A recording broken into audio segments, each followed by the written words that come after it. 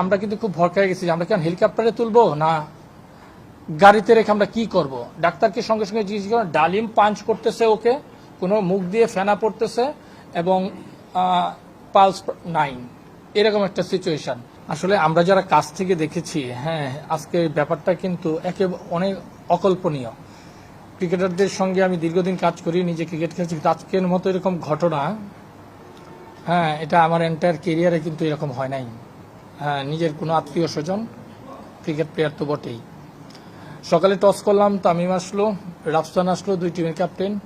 Toss করে কিন্তু সম্ভবত ক্যাপ্টেনরা চলে যায়। তো গতকালকে আমাদের একটা মিটিং ছিল, সো সেই প্রেক্ষিতে তামিম আর আমি প্রায় আফটার টসের পরে 3-4 মিনিট কথা বলি, 3-4 মিনিটের মতো কথা বলি আমরা। তো কথা বলার পরে তো ও ড্রেসিং রুমে চলে যায়, আমি আমার দায়িত্বে চলে যাই।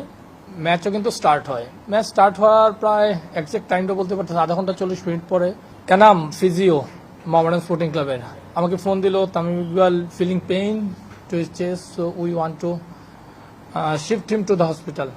সঙ্গে সঙ্গেই আমাদের মাঠে অ্যাম্বুলেন্স ছিল, তামিমের গাড়িটাও সম্ভবত ছিল। আমি দেখলাম যে তামিম গাড়িতে উঠে চলে গেল। আমিও সঙ্গে সঙ্গেই কিন্তু অ্যালাউ করা হলো, চলে আসলো। চলে আসার পরে আমরা খবর নিচ্ছি যে এখানে কি অবস্থা সবকিছু। তো বলতেছে না, মোটামুটি ভালো। আসার পরে ডাক্তার ইসিজি করালো, হ্যাঁ, আমাকে বললো যে ইসিজি করালো, তারপরে সম্ভবত ক্লোফেনাক জাতীয় বা সামথিং, আমি মনে করতে পারতেছি না। তো একটা ট্রিটমেন্ট করালো।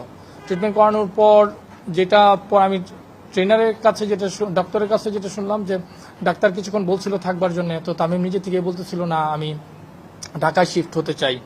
তো ঢাকায় যখন শিফট হতে চাই, তখন ইতিমধ্যে সে তার ফ্যামিলি মেম্বার এবং হেলিকপ্টারের সঙ্গেও কথা বলে হেলিকপ্টার শিফট করবার জন্য।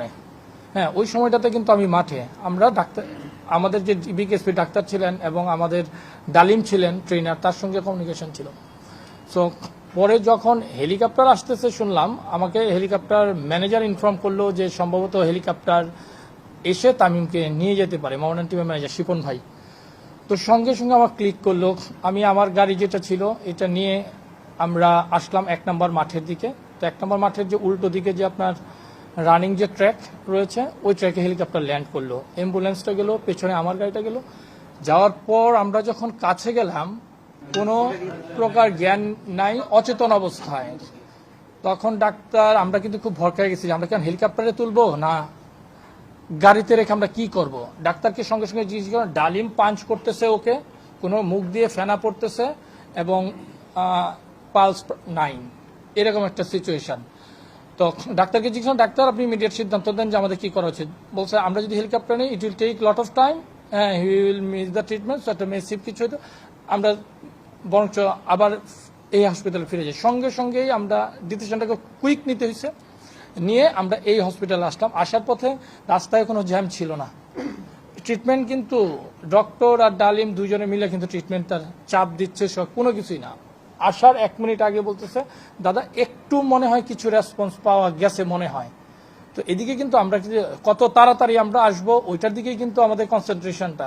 ড্রাইভারও খুব দ্রুততার সঙ্গে প্রায় 4-5 মিনিটের মধ্যেই কিন্তু আমরা বিকেএসপি থেকে এখানে পৌঁছে গেছি। এর মধ্যে আমি ক্রিকেট বোর্ডের প্রেসিডেন্ট মহোদয়, তাকে জিনিসটা জানাইলাম। আমি যেহেতু আমি ম্যাচ রেফারি সিওর সঙ্গে কথা বললাম যে আমরা আসার সঙ্গে সঙ্গে যেন আপনি এখানে যোগাযোগ করেন, আমরা আসার সঙ্গে সঙ্গে যেন আমরা ট্রিটমেন্টটা পেয়ে যাই। তো সবকিছু কি সৃষ্টিকর্তা সবকিছু আমাদেরকে একবার সমন্বয় করে দিচ্ছেন। তো আসার সঙ্গে সঙ্গে এখানে আমরা দেখলাম যে ডাক্তারদের পুরো একটা গ্রুপ রেডি, সঙ্গে সঙ্গে ইমার্জেন্সিতে নিয়ে গেল। নিয়ে যাওয়ার পর ট্রিটমেন্ট করলো, ট্রিটমেন্ট করার পরে সম্ভবত লাইফ সাপোর্টেও তাকে নিয়ে গেল।